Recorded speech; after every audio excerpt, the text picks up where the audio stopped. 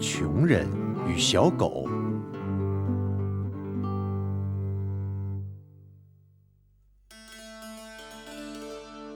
很久很久以前，有一对穷夫妻，他们除了有好多个小孩和一只脏脏的小猪以外，什么都没有。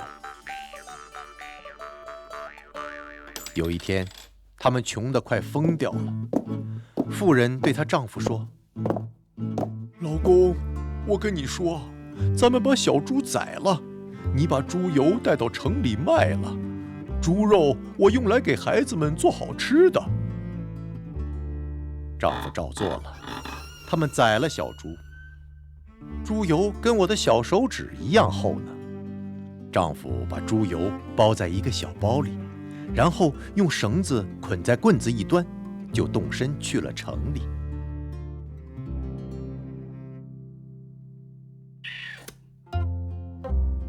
他翻山越岭，突然从土沟里跳出来一只小狗，他用爪子去抓穷人的腿。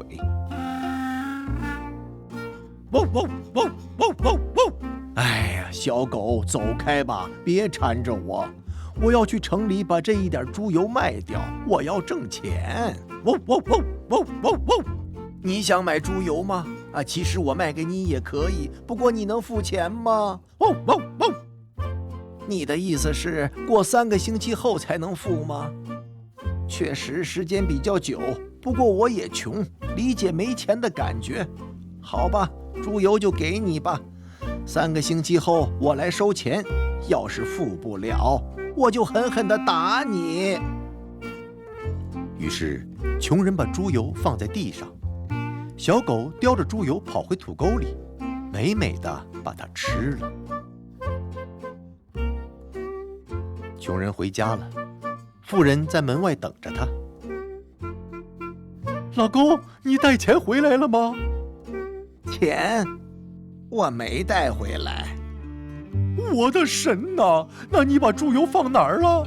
我卖了。到底卖给谁呀？谁那么不要脸，不付钱？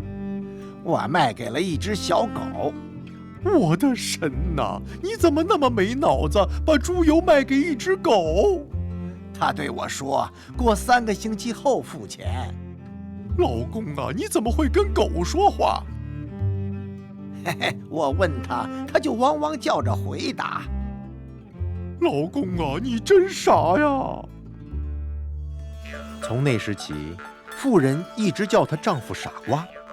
她丈夫的确是有点傻傻的，但她并不在意，对她来说，9也是双数。3个星期过去了，穷人拿着棍子上路，找小狗收猪油的钱。他翻山越岭，到了与小狗第一次见面的地方。小狗从土沟里跳出来，摇着尾巴朝穷人叫道：“汪汪汪汪汪汪！小狗，你来了，我来收钱。汪汪汪！你别汪汪汪的，把钱给我。”小狗重复道：“汪汪汪！”穷人生气了，拿起棍子向小狗打去。小狗疼得赶紧跑回土沟里，然后开始挖土沟。挖着挖着，奇迹出现了，从地里露出来一个装满金币的小桶。穷人这下可开心了。哦，对不起，我打你打得那么重，没想到你这么有钱。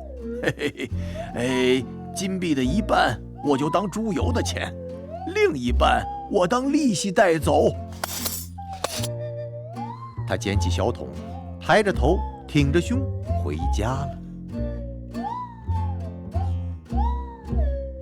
回到家，他把小桶里的金币倒在桌上，每个孩子都拿了金币转着玩。妇人与穷人商量，他们要买些什么，他们开心得不得了。问题很快就来了，穷人开心的嘴巴都合不拢了，他走遍了整个村子，对着每家每户大声喊着：“我们有钱了，有了很多钱，我们发财了！”妇人跟他大吵一场：“闭上你的嘴！亲戚们听到我们有钱了，他们都会来借钱的。”妇人无论说什么，丈夫总是到处炫耀。隔天，妇人对丈夫说：“老公，这里又冷又下雨，你到烟囱下面去暖暖身子吧。”穷人家的烟囱一眼能望到天，雨可以从烟囱下进屋子里。妇人提着一桶水爬上了阁楼，家里还剩了一根用小猪做的香肠，她把那根香肠切成段儿放到水里，然后全部倒进烟囱，一段段香肠落到她丈夫的头上。穷人从房子里跑了出来：“老婆，你看见没有？下香肠雨了！”“看见了，看见了。你知不知道为什么现在下香肠雨呀？如果有人问你我们什么时候有钱了，你可以回答就是下香肠雨的时候。你记住了吗？”“